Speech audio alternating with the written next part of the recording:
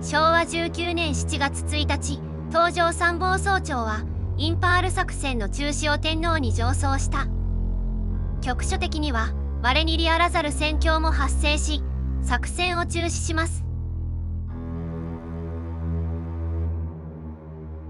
7月18日、インパール作戦と期を同じくしたサイパン陥落によって東条首相は辞任に追い込まれた。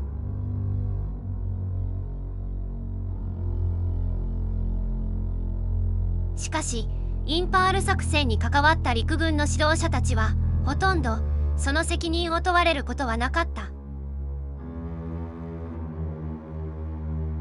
作戦決定当時の参謀総長杉山元帥、東条の後を継いだ小磯内閣で陸軍大臣になる。南方軍総司令官寺内元帥、終戦まで現職に留任する。ビルマ方面軍司令官川辺中将、昭和20年3月大将に昇進、航空総軍司令官の要職に就く。第15軍司令官牟田口中将、予備役に退き、1ヶ月後与鹿士官学校校長に任命される。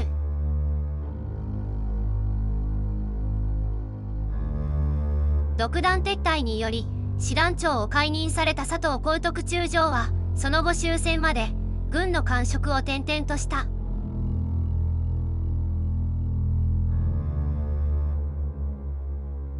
大本営、総軍、方面軍、第15軍という馬鹿の4条がインパールの悲劇を将来したのである。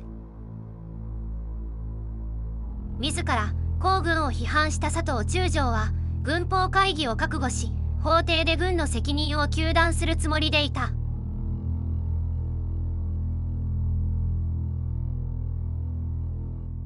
しかし、責任が軍の中枢にまで及ぶことを恐れた陸軍は、佐藤中将を軍法会議にかけることを避けた。代わって、心神喪失という診断を下し、不起訴としたのである。太平洋戦争を指導してきた陸軍の首脳たち。開戦の直前、陸軍大臣官邸で撮影された1枚の写真が残っている。陸軍は佐藤中将を軍法会議にかけないことで、インパール作戦失敗の責任を曖昧にし、自らの組織の防衛を図ったのである。